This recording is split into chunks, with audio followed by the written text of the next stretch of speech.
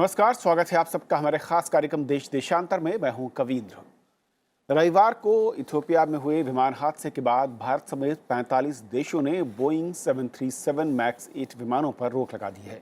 रोक लगाने वाले देशों में 28 यूरोप से हैं। भारत में जेट एयरवेज और स्पाइस जेट के पास इस मॉडल के कुल 17 विमान बताए जाते हैं। बुधवार शाम 4 बजे के बाद इन विमानों के उड़ने पर पाबंदी के साथ ही कंपनियों ने अपनी कई फ्लाइट्स कैंसिल कर दी हैं, जिससे यात्रियों को न सिर्फ परेशानियों का सामना करना पड़ रहा है, बल्कि कई रूट पर हवाई यात्री किराया अचानक बढ़ चुका है, जिसके और बढ़ने की आशंका बनी हुई है। तो समझेंगे कि हवाई यात्रा, उसकी सुरक्षा के लिए उठाए जाने वाले कदम क्या हैं और उसका असर क्या इस वक्त नजर आ रहा है। हमारे साथ स्टूडियो में है Ganapathi Subramaniam, chief of bureau Puthiya Thalai से। आपका स्वागत है।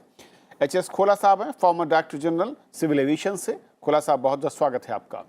शुरुआत में सर आपसे ही करना चाहूँगा खोला साहब कि जिस तरीके से बोइंग 737 को ग्राउंड करने की बात कही दुनिया के अलग अलग देशों में और भारत में भी, सुरक्षा के लिहाज से जो दूसरे प्लेन हम इस्तेमाल करते हैं, यानी कि जो तमाम कंपनियां हैं, विमान कंपनियां, वो कितनी सुरक्षित हैं और इसको लेकर जो बातें सामने आ रही हैं उसको अगर कंपेयर करें, क्या बेस्ट है? गणपति, शायद उन तक आवाज़ नहीं जा रही। ये जिस तरीके से ये पूरा इशू आया, ये इशू कितना बड़ा है और एक साथ अगर मैं कहूँ सभी जो एयर स्पेस है वहाँ से इसको ग्राउंड करने के लिए बोल दिया गया है। एयरलाइन इंडस्ट्री में कई बार ऐसा मौका आता है, पैसेंजर सेफ्टी को लेके क्वेश्चंस उठता है और उसमें ज़रा भी डाउट होगा, मतलब 1% भी डाउट होगा तो उस डाउट को 100% लेना पड़ेगा, क्योंकि जान का कोई कीमत नहीं है। अगर एक भी पैसेंजर को कुछ हो गया तो उसका जवाब कोई नहीं दे सकता। और ये अभी बोइंग का साथ में जो हो रहा है, इसमें 2 बार एक्सीडेंट हो चुका है 5 महीने के अंदर 737 मैक्स। अभी तो एथियोपिया का आपने बताया था, उससे पहले लायन एयर का एक्सीडेंट हुआ था, उसमें 189 पीपल लॉस्ट देयर लाइव्स। मतलब ऐसा नया एयरक्राफ्ट, ऐसा भी नहीं है कि पुराना एयरक्राफ्ट हो, मेंटेनेंस हो, इस तरह का जो क्वेश्चन कई बार आता है। जैसे हमारा डीजीसीए भी कई बार क्वेश्चन उठाता है। पहले किंगफिशर वगैरह का फाइनेंशियल स्ट्रेस था, तो ये सोच रहे थे कि फाइनेंशियल डिफ़िकल्टी की वजह से मेंटेनेंस वगैरह ठीक कर रहे हैं कि नहीं कर रहे हैं, सैलरीज वगैरह ठीक से पहुंच रहा है कि नहीं, जितने लोग चाहिए इंजीनियर वगैरह पायलट वगैरह उतने है कि नहीं, उसमें क्वेश्चन है क्या। ऐसा एक बार ऑडिट भी किया था इन्होंने। अभी जेट एयरवेज़ को दिक्कतें कई सारी आ रही हैं, उसके साथ में भी ये क्वेश्चंस उठाया गया और उसका भी चेकिंग हुआ। लेकिन ये जो बोइंग 737 मैक्स का जो क्वेश्चन है वो टोटली डिफरेंट है, क्योंकि ये नया एयरक्राफ्ट है या नया मॉडल है। जब लायन एयर का एक्सीडेंट हुआ, ब्रांड न्यू एयरक्राफ्ट था। अब ये एथियोपियन का हुआ है, ये भी एकदम नया नया एयरक्राफ्ट है। तो इसमें मेंटेनेंस वगैरह को लेके या स्पेयर्स को लेके कोई क्वेश्चन नहीं है। इसमें कहीं कोई सिस्टम में ही कोई प्रॉब्लम है क्या, ये क्वेश्चन मार्क आया, क्योंकि दोनों एक्सीडेंट में ये देखा गया कि टेक ऑफ की थोड़ी देर बाद एक्सीडेंट हो गया है। तो हमारा डीजीसीए को ये देखना पड़ेगा, जैसा चाइना जैसा कंट्री है, वो उनके पास जो सबसे ज़्यादा फ्लीट है इसका, उन्होंने ग्राउंड कर दिया है। तो हमारा भी जो आपने बताया ग्राउंड हो चुका है। अभी डिस्कशन हो रहा है कि भाई फेयर्स कंट्रोल कैसे करें। ऐसा ना है कि ये मौके का फ़ायदा उठा के दूसरे एयरलाइन फेयर ना बढ़ा दे। वो तो एक साइड है, वो फेयर्स का करना है, लेकिन at the same time even though only 2 airlines are using this aircraft in India now, पर लेकिन कोई भी ओवर फ्लाइंग भी हमारा डीजीसीए ने बंद कर दिया। मतलब ऐसा ना हो कि वो इंडियन एयर स्पेस क्रॉस करते करते कोई घटना ना हो। तो ये एक तो मैन्युफैक्चरर बोइंग है, उनको इसके बारे में सर्टिफाई करना पड़ेगा कि इसमें कोई प्रॉब्लम नहीं होगी। जो प्रॉब्लम होगा हम सॉल्व करके ठीक करके दोबारा इसको सर्टिफाई करके देंगे। और एक FAA फेडरल एविएशन, वो जो अथॉरिटी है अमेरिका का, तो जो वर्ल्ड में एक रोल मॉडल टाइप का है, एक यूरोपियन है एक अमेरिकन है, तो दूसरे डीजीसीए वगैरह उनको देखते हैं कि भाई वो कैसा काम करते हैं। तो वो अमेरिका में और कनाडा में अभी ये एयरक्राफ्ट बैन नहीं हुआ है, अभी चल रहा है, अमेरिका नहीं किया। हाँ, तो ये इनको वहाँ पे खबर लेके वो वहाँ क्या हो रहा है, कैसे हो रहा है, इसका चेकिंग कैसे हो रहा है, ये दोनों एक्सीडेंट का इन्वेस्टिगेशन क्या हुआ, उसमें डिटेल क्या मिला है, ये सब ले करके हमारा डीजीसीए को करना पड़ेगा। फेयर्स अगर कुछ दिन के लिए ऊपर जाएंगे कोई बात नहीं, वापस दोबारा आ जाएंगे नीचे, लेकिन एक भी जान नहीं जाना चाहिए। इसलिए इस पे एकदम गवर्नमेंट भी पूरा एकदम नज़र रखा हुआ है कि भाई कोई प्रॉब्लम नहीं होना चाहिए। सबसे पहले इसका चेक करिए और फ्लाई करने का अलाउ करिए। लेकिन जिस तरीके से इशू सामने आए, क्या उसमें कोई ऐसी फाइंडिंग्स थी जिसके बाद अचानक 45 के करीब देशों ने इस पर रोक लगा दी हवाई यात्रा या इसके फ्लाइंग करने को लेकर, या क्योंकि अमेरिका ने इस पर रोक नहीं लगाई है, क्या महज इसलिए क्योंकि वो अमेरिकी कंपनी है इसलिए है, या फिर यहाँ पर कोई फाइंडिंग्स के पहले ही जो मैं कहूँ कि एक प्रिवेंटिव मेजर है उसके तहत ये कदम उठाया गया है? बिल्कुल, आप जो कह रहे हैं बिल्कुल सही है। जैसे अमेरिका में, कनाडा में कोई इंसिडेंट नहीं हुआ है। जो हुआ एक तो इंडोनेशिया का था और दूसरा एथियोपिया का था। तो इसलिए अमेरिका ने अभी झटके में कोई कार्रवाई नहीं किया है कि बैन नहीं किया है या कोई दूसरा एक्शन नहीं लिया, पर लेकिन वो भी अंदर ही अंदर चेक कर रहे होंगे कि ये कारण क्या है। तो ये दोनों एक्सीडेंट जो हुआ उसका ब्लैक बॉक्स से निकला क्या है, तो और बोइंग कंपनी कर क्या रहा है। तो ये भी सही है कि बोइंग कंपनी जो है अमेरिका का है, पर लेकिन सेफ्टी इज़ पैरामाउंट, मतलब सबसे ज़्यादा प्रिकॉशनरी भी जो है वो हमें पूरा जोर देना पड़ेगा। इसलिए अमेरिका क्या कर रहा है, कनाडा क्या कर रहा है, वो एक साइड है, पर लेकिन हमें उससे भी ज़्यादा जो है जोर लगाना पड़ेगा, क्योंकि हमारा ज़्यादा इम्पैक्ट नहीं है, ज़्यादा एयरक्राफ्ट नहीं है। तो इसलिए बैन अगर कुछ दिन के लिए रहेगा तो प्रॉब्लम नहीं है। जैसे आपको पता है कि एयरबस A320 नया नया जब एयरक्राफ्ट आया, एक प्लेन जो है क्रैश हो गया बेंगलोर में, तो उसके बाद पूरा A320 का बैन लग गया था यहाँ पे। फिर बाद में धीरे धीरे चेकिंग हुआ, सर्टिफिकेशन हुआ, पता लगा कि भाई ऐसी कोई प्रॉब्लम नहीं है, ये चल सकता है। अभी 20 साल हो गया है, एकदम A320 बहुत सारा एयरलाइन इंडिया में यूज़ कर रहे हैं, इट्स रनिंग सेफ। तो इस तरह का जो है पहले अश्योर करना पड़ेगा पैसेंजर को और एयरलाइंस को और सबको कि भाई इससे कोई खतरा नहीं है, कोई किसी की जान की खतरा नहीं है, कोई प्रॉब्लम नहीं है, तो फिर आप अलाउ करिए, तो फिर आराम से चल सकता है। तब तक तो बैन रखना ही पड़ेगा। लेकिन जिस तरीके से इस पर रिएक्ट किया जा रहा है, क्या ये ओवर रिएक्शन है, कुछ लोग कह रहे हैं, या फिर ये माना जाए कि जो तमाम इंटरनेशनल एविएशन कंपनियां हैं वो इंटरनेशनल नॉर्म्स जो है उसको फॉलो करते हुए इस पर आगे बढ़ रही हैं? नहीं, कोई वो रिएक्शन नहीं है। जैसे पहले ही एक्सीडेंट हुआ उसके बाद ही जो है बोइंग ने भी बोला फ्लाइट कंट्रोल सॉफ्टवेयर को हम अपग्रेड कर रहे हैं। मैन्यूवरिंग कैरेक्टरिस्टिक्स ऑगमेंटेशन सिस्टम एक होता है, उसमें कोई कमी हो, ऐसा कोई क्वेश्चन मार्क आया था लायन एयर के बाद, तो वो अभी दोबारा वही क्वेश्चन उठ रहा है, बार बार वही क्वेश्चन उठ रहा है। इसलिए जो है वो बहुत सीरियसली लेना पड़ेगा। दूसरा, जान का तो कोई कीमत नहीं है। अगर एक भी और एक्सीडेंट हो गया तो पहले एक्सीडेंट में 189, दूसरा एक्सीडेंट में 157, तो ये 5 महीने के अंदर इतना बड़ा बड़ा एक्सीडेंट ये तो हो ही नहीं सकता। तो इसलिए जो है सेफ्टी इज़ फर्स्ट, पहले उसको देखना पड़ेगा, बाकी सब बाद में। तो इसलिए 100% की जगह 200% अश्योर करना पड़ेगा कि भाई इसमें कोई प्रॉब्लम नहीं है, then this aircraft can be allowed to fly in India. हमारे साथ हर्षवर्धन हैं, चेयरमैन है स्टार एयर कंसल्टिंग से। हर्ष साहब, जिस तरीके से हम देख रहे हैं कि जो बोइंग 737 मैक्स एरोप्लेन हैं उनको ग्राउंड किया गया है और करीब 45 देशों ने इसके उड़ान पर रोक लगा दिया है, क्या हम इस तरह के बैन के लिए, हमारा जो एविएशन सेक्टर है उसके लिए तैयार हैं, तैयार थे? क्योंकि खबरें ये आ रही हैं कि इनके बैन के साथ कई सारी फ्लाइट्स कैंसिल हो रही हैं, कई सारे रूट पर जो किराया है वो 50-100% तक भी बढ़ चुका है, बढ़ने की आशंका है। देखिए, सबसे पहली बात तो ये कि जहाँ तक सेफ्टी का सवाल है, तो whether we are prepared for it or not, you can not compromise on safety. क्योंकि सेफ्टी जो है वो प्राइमरी है, उसमें पैसेंजर्स की लाइफ है, एयरक्राफ्ट के अपनी इश्यूज़ हैं। अब सवाल ये है कि इनकन्वीनियंस, पैसेंजर कंफर्ट और सेफ्टी में अगर आपको चूज़ करना है तो सेफ्टी विल कम फर्स्ट। दूसरा क्या है कि इतना हिंदुस्तान के फ्लीट के हिसाब से हमारे यहाँ ऑलमोस्ट जो है इस टाइम 800 जहाज़ उड़ रहे हैं, उनमें 12 जहाज़ों की ग्राउंडिंग जो है उसका इतना बड़ा इम्पैक्ट मैं नहीं मानता हूँ। It is less than 1.5% capacity. और जिस एयरलाइंस के ये जहाज़ ग्राउंड भी हो रहा है उनके पास भी दूसरे 72 एयरक्राफ्ट हैं, तो थोड़ा सा अगर वो उसका 10% कैपेसिटी यूटिलाइजेशन बढ़ाएं, थोड़ा रेशोडोलिंग करनी पड़ेगी। और फिर ऐसे जो इंडस्ट्री के इश्यूज़ होते हैं, इसमें इंडस्ट्री को और सरकार को दोनों की जिम्मेदारी बनती है कि यात्रियों को असुविधा ना हो। तो उसके लिए एक इंडस्ट्री को कॉन्शियस डिसीजन लेना पड़ता है। आज स्पाइस जेट के साथ ये प्रॉब्लम हो रही है, कल को हो सकता है इंडिगो के साथ ऐसी कोई खुदा न खास्ता प्रॉब्लम हो जाए या एयर इंडिया के साथ हो जाए।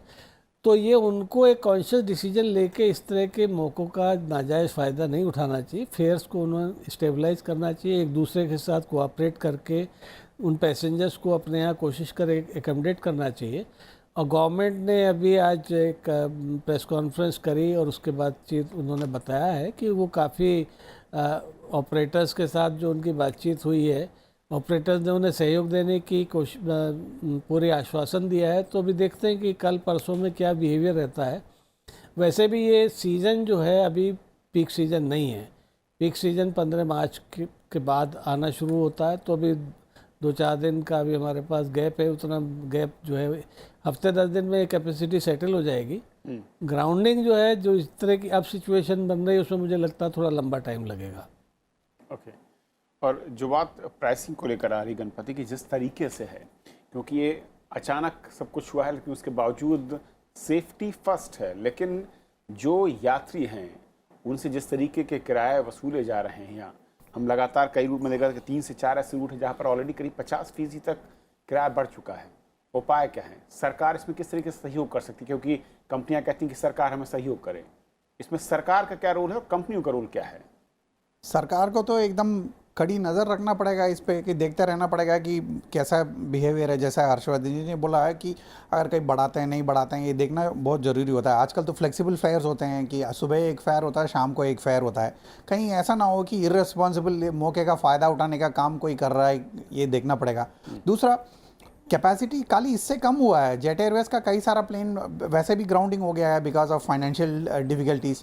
और दूसरा, मुंबई का जो एयरपोर्ट है, वहाँ पे रनवे में मेंटेनेंस वर्क चल रहा है, उसकी वजह से कई स्लॉट्स कैंसिल हुए हैं, उसकी वजह से भी फेयर बढ़ रहा है। तो इसका ज़्यादा इम्पैक्ट होगा नहीं, पर लेकिन ये मौके का कोई फ़ायदा ना उठाए, ये इसको इंश्योर करने का काम डीजीसीए ने एक आध बार वार्निंग दिया। अगर कोई मौके का फ़ायदा उठा रहा है कि नाजायज़ फ़ायदा उठा रहा है, उस पर एक आध एक्शन ले लें तो अपनी अब ठीक हो जाएगा। पर ज़्यादा दिक्कत नहीं है, पर लेकिन गवर्नमेंट को नज़र रखना पड़ेगा कंटिन्यूअस, और देखना पड़ेगा कि भाई अगर कुछ गलत आप करेंगे तो हम एंटी कंज्यूमर एक्शन पे हम लोग चुप नहीं रहेंगे। ये मैसेज अगर चला जाएगा तो अपनी अभी ठीक हो जाएगा। हमारे साथ एचएस खोला है, former director general civil aviation. Khola साहब, क्या जिस तरीके का ये मैं कहूँ कि अचानक जो कदम उठाना पड़ा है इसको रोकने के लिए, और फ्लाइंग जो बंद की गई हैं बोइंग 737 मैक्स को लेकर, क्या इसकी तैयारी हम कर सकते थे? और जिस तरीके की सिचुएशन है, सेफ्टी ज़रूर पहले नंबर पर, लेकिन उसके बाद जो दिक्कतें इस वक्त दिख रही हैं एक यात्री के लिहाज से, उसको कैसे कंट्रोल किया जा सकता था? देखिए, ये जो सिचुएशन अराइज हो गई है, ये एक तो बहुत अनफॉर्चुनेट है कि 2 मेजर एक्सीडेंट्स जो वर्ल्ड में हुए हैं उनकी वजह से सडन ये सिचुएशन आ गया है। और इंडियन एविएशन में भी जो है सीट्स की जो है थोड़ा स्केर्सिटी हो जाएगी, क्योंकि काफ़ी एरोप्लेन जो है वो इसकी वजह से सडनली आउट ऑफ ऑपरेशन हो गए। लेकिन ये सिचुएशन जो है जैसा मैं समझता हूँ कि ये कोई फाइनल नहीं है। It is I think N interim action है, टेम्पररी एक्शन कह सकते हैं, क्योंकि अभी जो सिचुएशन है उसमें क्लियर इंडिकेशन नहीं है कि ये एक्सीडेंट्स की वजह क्या है। और जब तक एक्सीडेंट की वजह नहीं मालूम होती, रीज़न नहीं मालूम होता, तो जैसा मेरा अपना एक्सपीरियंस है, कोई भी आप एक्शन लेते हैं, प्रिवेंटिव एक्शन लेते हैं, करेक्टिव एक्शन लेते हैं, वो तब तक सही या कंप्लीट नहीं होता जब तक कि उसका प्रॉपर कॉज नहीं मालूम होता। अभी तक जो है इसकी इंफॉर्मेशन बहुत लिमिटेड अवेलेबल है। रिकॉर्डर्स की information, flight data recorder, cockpit voice recorder की इंफॉर्मेशन से बहुत काफ़ी कुछ मिलेगा, वो अभी तक अवेलेबल नहीं है। तो जो डीजीसी ने पहले एक्शन लिया था वो मेरे लिहाज से इस सिचुएशन को रिजॉल्व करने वाला नहीं था, क्योंकि इंफॉर्मेशन नहीं थी। तो जो भी कुछ प्रिवेंटिव या एक्शन, सेफ्टी एक्शन जो डीजीसी सोचता था कि उसमें एक्सपीरियंस पायलट्स फ्लाई करेंगे और मेंटेनेंस के भी कुछ एक्शन उन्होंने किए थे, they were not really resolving the issue, technical issue. तो वो सिचुएशन जो है होने से कोई करेक्टिव एक्शन अभी फाइनल नहीं है। अब ये जो टेम्परेरी एक्शन लिया है वो भी जो है वर्ल्ड सिचुएशन में भी ऐसा ही लगा रहा है कि काफ़ी कंट्रीज भी जो एक्शन ले रहे हैं, एयरप्लेन्स को ग्राउंड कर रहे हैं, उसकी वजह यही है कि अभी एक्शन काफ़ी ज़रूरत है टू रिजॉल्व द इश्यू। और एक सिचुएशन ऐसी भी है जो कि हालांकि कंप्लीट इंफॉर्मेशन अभी उसको नहीं कह सकते कि 2 एक्सीडेंट्स के बीच में सिमिलरिटी क्या है, जी सर, factors जो मैं सर अब accident आता के हूं गए कि हैं, जिस तरीके से ये पूरा जो घटनाक्रम, उसके बाद में सबसे ज्यादा जो परेशानी है वो यात्रियों को है जो हवाई यात्रा कर रहे हैं। 12 या 10 अगर किसी भी एयरलाइंस के विमान ग्राउंडेड हो जाते हैं तो क्या सिचुएशन इतनी ज्यादा पैनिक वहां पर हो जाता है कि किरायों में 50%, 80% की बढ़ोतरी हो जाए? या फिर मैं कहूं कि इस सिचुएशन का एयरलाइंस कंपनियां फायदा उठा रही हैं और ये हर बार हम देखते हैं, चाहे कोई एक बड़ा मसला हो, कश्मीर का जब इशू था तो उस वक्त भी हमने देखा था, क्यों ऐसा बार बार होता है? देखिए दो चीज़ें हैं। एक तो टेक्निकल सब्जेक्ट है। टेक्निकल सब्जेक्ट पे एयरलाइंस के पास अपने पास उनकी कोई इन्फॉर्मेशन नहीं है कि क्या करना चाहिए, सेफ्टी का इशू है उसको कैसे रिजॉल्व करना चाहिए, उसमें अभी एयरलाइंस का रोल बहुत कम है। लेकिन जो दूसरा इशू है जो एयरलाइंस का है वो है कि पब्लिक की इनकन्वीनियंस और पब्लिक के फेयर्स ना इंक्रीज हों, वो एयरलाइन का रोल आता है। तो पब्लिक को इनकन्वीनियंस ना हो, ये एयरलाइंस को ज़रूर उसके पूरे एक्शन लेने पड़ेंगे कि उनकी जो कैपेसिटी जो थोड़ी बहुत निकल गई है उस कैपेसिटी का कोई नाजायज़ फ़ायदा और नहीं उठाएं और उसके फेयर्स को अननेसेसरली इंक्रीज ना करें। ये एयरलाइंस का रोल इसमें काफ़ी आता है। गवर्नमेंट को भी इसको मॉनिटर करना पड़ेगा कि कैपेसिटी की रिडक्शन की वजह से और कोई ऐसा जो है मिसयूज़ तो नहीं हो रहा है कि पब्लिक के फेयर्स को बढ़ाए जाए या पब्लिक को इनकन्वीनियंस जो है उससे हो। इसमें एयरलाइंस का रोल काफ़ी आता है। तो मेरा जैसे समझने का है कि गवर्नमेंट और एयरलाइंस को दोनों को मिलके इस सिचुएशन को हैंडल करने में, ताकि पब्लिक को इनकन्वीनियंस ना हो और पब्लिक का जो है फेयर हाई इंक्रीज ना हो, वो दोनों चीज़ें मिलके काम करना होगा।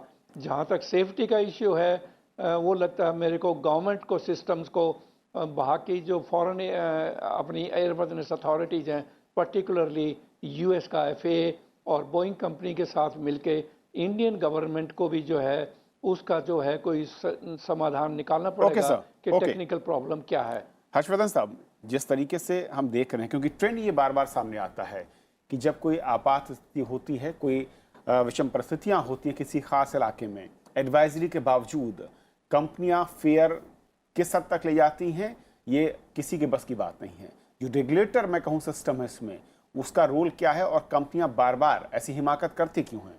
देखिए, पहली बात तो है कि ये प्राइवेटाइजेशन का एक साइड इफ़ेक्ट है, क्योंकि जब से प्राइवेटाइजेशन हुआ है और एयरलाइंस में जैसे उनको लगता है कि कहीं भी वो ह्यूमन मिजरी को एक्सप्लॉइट कर सकते हैं, तो हमेशा आप देखेंगे कि वो जो है वो फेयर जो है रूफ टॉप पे पहुंच जाते हैं। चाहे वो किसान आंदोलन की वजह से सड़कें बंद हो जाएं, या बाढ़ हो, या किसी तरह का और एयर स्पेस क्लोज़र हो, या रनवे क्लोज़र हो, तो वो एक बहुत ही गलत ट्रेंड है। अब इसमें थोड़ा बहुत रेगुलेटर के पास ये रिस्पॉन्सिबिलिटी आती है, क्योंकि रेगुलेटर की जितने एयरलाइंस हैं वो रेगुलेटर की परमिशन से ऑपरेट करते हैं, और उसमें फेयर प्राइस मैकेनिज्म जो है वहाँ भी रोल आता है।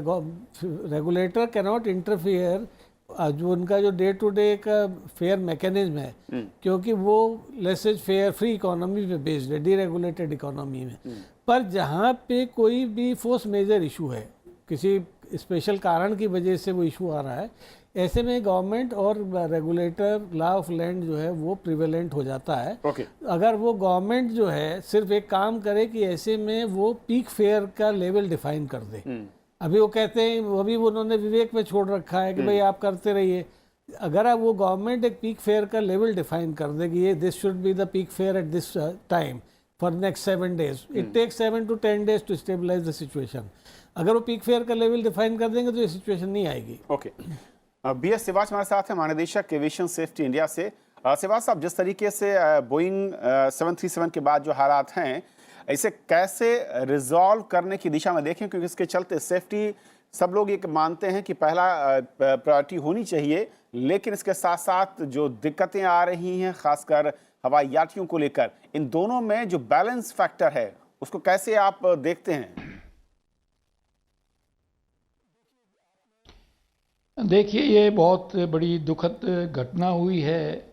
पहले लायन एयर के साथ हुई थी इंडोनेशिया में, फिर इथियोपियन एयरलाइन के साथ हुई है, जिसमें ऑलमोस्ट 350 के करीब जाने गई हैं। तो और दो एयरक्राफ्ट जो हैं दोनों नए बिल्कुल जहाज़ थे, 5-10 मिनट टेक ऑफ के इमिडिएटली बाद क्रैश हुआ है। और अभी तक जो है लायन एयर का जो एक्सीडेंट इन्वेस्टिगेशन है उसका अभी तक कोई उसके बारे में कोई बातचीत नहीं है, कोई इन्फॉर्मेशन नहीं है उसके ऊपर क्या प्रोग्रेस है। तो अभी जो है डेफिनेटली ये सब दुनिया भर में इन्होंने एक तरह का जो है फियर कर दिया है कि अगर आप इस बोइंग 737-800 मैक्स में फ्लाइंग करेंगे तो चांसेस हैं एक्सीडेंट्स के, और सर्वाइवल का कोई पॉसिबिलिटी नहीं है एक दा एक्सीडेंट हो गया। अब ये बड़ी भारी समस्या है। ये एयरक्राफ्ट जो बोइंग 737 है ये 4th जनरेशन का बोइंग का एयरक्राफ्ट है, तो काफ़ी सोफिस्टिकेशन है आजकल जो है जो एयरक्राफ्ट बनाए जा रहे हैं उनमें बहुत ही ऑटोमेशन है, बहुत सोफिस्टिकेशन है, यूज़ ऑफ कंप्यूटर है, टेक्नोलॉजी है। तो ये बहुत ज़रूरी है कि हमारे जो पायलट्स हैं ट्रेनिंग के लिए उनका ट्रेनिंग स्टैंडर्ड्स काफ़ी हाई हों, उनको इनके बारे में सब मालूम हो, वेरियस जो उसमें कोई भी जो सोफिस्टिकेशन है, कोई भी फीचर जो इंक्लूड किए गए हैं तो उनके बारे में उनको ट्रेनिंग के दौरान और बाद में भी उनको मॉनिटर करना, उनको प्रॉपरली गाइड करना, ट्रेन करना, सो दैट सेफ्टी जो है बिल्कुल कंप्रोमाइज नहीं हो। अब देखिए जो इथियोपियन एयरलाइन का एयरक्राफ्ट क्रैश हुआ है और जो इंडोनेशियन एयरक्राफ्ट क्रैश हुआ है, दो पायलट का एक्सपीरियंस और दूसरे जहाज़ों में काफ़ी ज़्यादा था, लेकिन जो ये बोइंग 737-800 मैक्स में इसमें जो एक्सपीरियंस कम था। अब बहुत काफ़ी टाइम लगता है कि एयरक्राफ्ट को अच्छी तरह समझने के लिए, ऑटोमेशन सिस्टम को समझने के लिए, और सही पायलट की ट्रेनिंग हो, सही पायलट की अवेयरनेस हो, हर वक्त जो है उनको सिचुएशन के बारे में पैरामीटर नॉर्म्स है उससे उसका फॉलो नहीं किया जा रहा है। अगर हम पायलट की बात करें, उनके एक्सपीरियंस की बात करें, फ्लाइंग आवर की बात करें, ये भी रीजन है। तो यस, ये भी डेफिनेटली रीजन हो सकता है, क्योंकि पायलट जो है वो कोप अप नहीं कर सकते, उनकी अंडरस्टैंडिंग नहीं होती पूरी, जो उसमें सिस्टम्स हैं उनके बारे में वेरियस, अगर अनयूजुअल कोई अक्रेंस हो जाए उसको कैसे वो जो है कंट्रोल में करेंगे, कैसे रिस्पॉन्ड करेंगे उसके ऊपर। देखिए अभी ये जो है बोइंग 737-800 मैक्स हमारे देश में भी काफ़ी साल से फ्लाइंग कर रहा है, काफ़ी फ्लाइंग कर चुका है, अमेरिका में भी काफ़ी देर साल से फ्लाइंग कर रहा है और कोई भी एक्सीडेंट इंसिडेंट नहीं हुआ है। लेकिन देखिए ये जो अपना लायन एयर इंडोनेशिया का है और इथियोपियन एयरलाइंस का है, तो ये तो खैर मैं कमेंट नहीं करूंगा कि उनका ट्रेनिंग स्टैंडर्ड में भी पुअर और अंडरस्टैंडिंग में भी पुअर, रीजन हो सकता है कि हो सकता है कि ट्रेनिंग में थोड़ा बहुत जो है। चलिए सर, वक्त की कमी है, लेकिन आपने वक्त दिया आप सबने और इस चर्चा पर हमारे साथ जुड़े और समझाने की कोशिश की कि असल में सुरक्षा के रीजन और उसके चलते जो कदम उठाए गए हैं वो क्या है, लेकिन इसका दुष्प्रभाव जो है वो कम से कम यात्रियों पर ना पड़े, इसका ध्यान भी एयरलाइंस कंपनियों को रखना होगा। शुक्रिया आप सभी का, और फिलहाल हमारे आज के इस खास कार्यक्रम में इतना ही। आप हमारे कार्यक्रम को YouTube पर भी देख सकते हैं। नमस्कार।